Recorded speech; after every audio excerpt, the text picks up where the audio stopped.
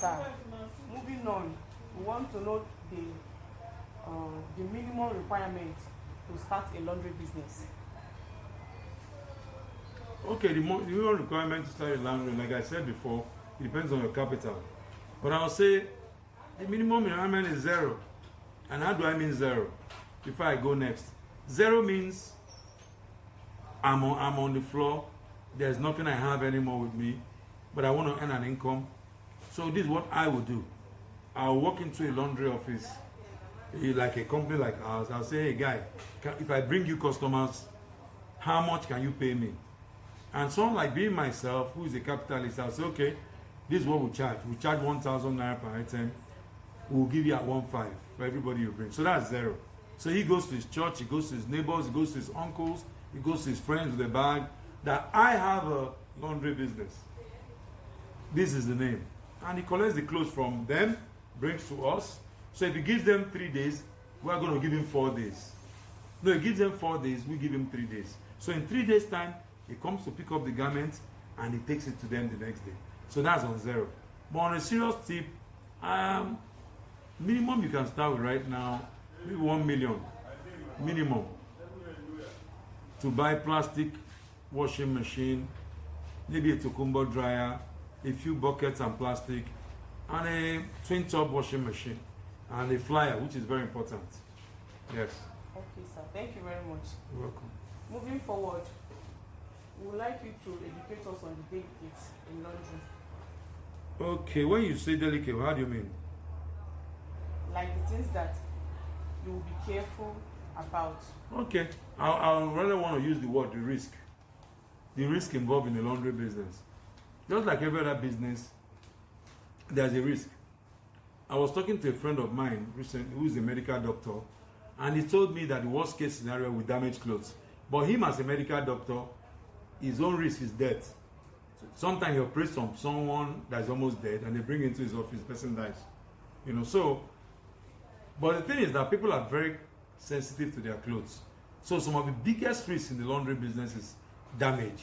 And there's no way you can do without having a damage monthly, no matter how experienced you are. So it's mainly damage.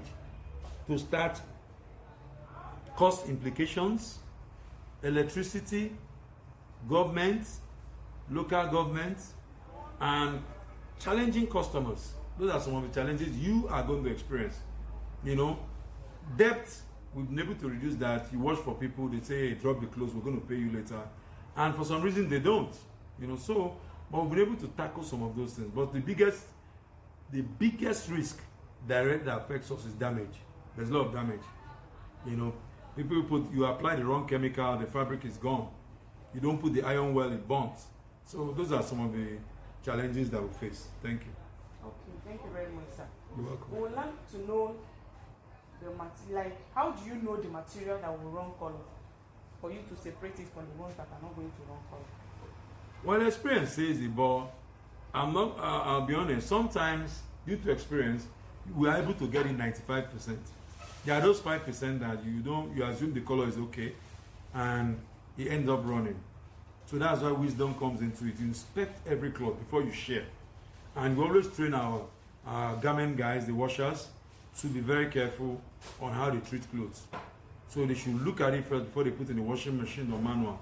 Then sensitive items that cannot go in the machine, we ask them to gently process it. Don't scrub. Those of you that use brush, cut down using brush. It damages the neck of clothes. It spoils people's clothes. So cut it down. So that's a little bit I can say on that. Alright, sir. As a beginner, what kind of staff should I hire?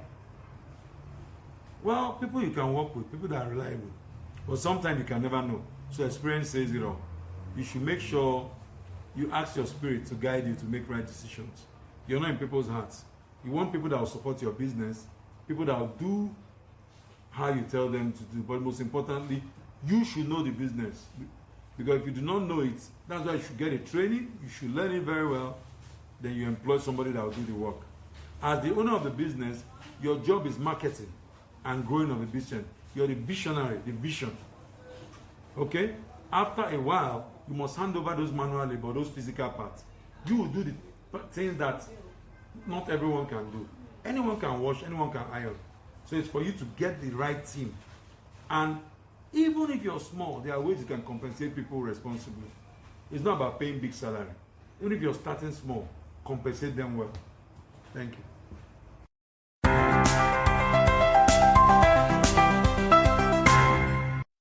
Okay, sir.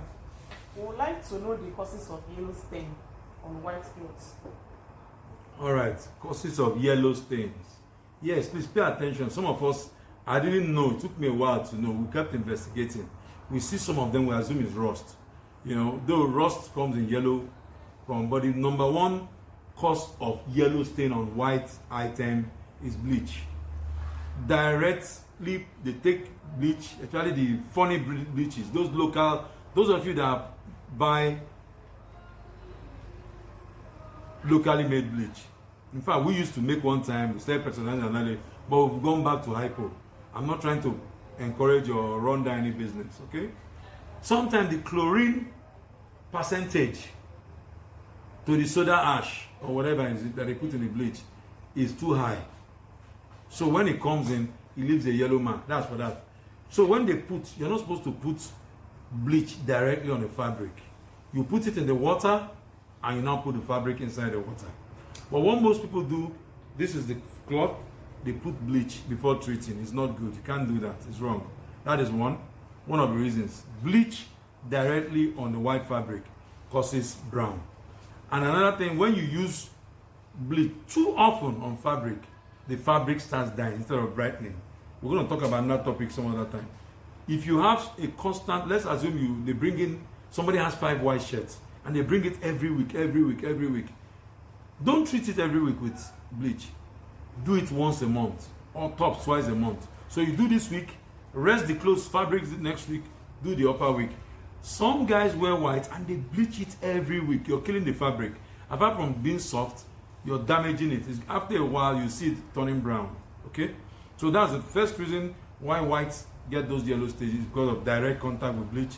Second one, when it's in the wardrobe for too long, sometimes they give you black mucus and sometimes they give you yellow mucus. Okay? Mucus are what some people call mildew. When you put clothes in a dampened place without sunlight. Okay? They are the dark ones and they are the yellow ones. Okay? With that, you use mucus remover to remove it. Then the third one, I think maybe exposure to the sun. So that's it. Alright, so I want to know why clothes smell even after washing the clothes. Good. Why do clothes smell? I'm sure many of us, things like duvet. What are the things that smell most? Number one is duvet. Number two is t-shirts. Number three are things like jeans.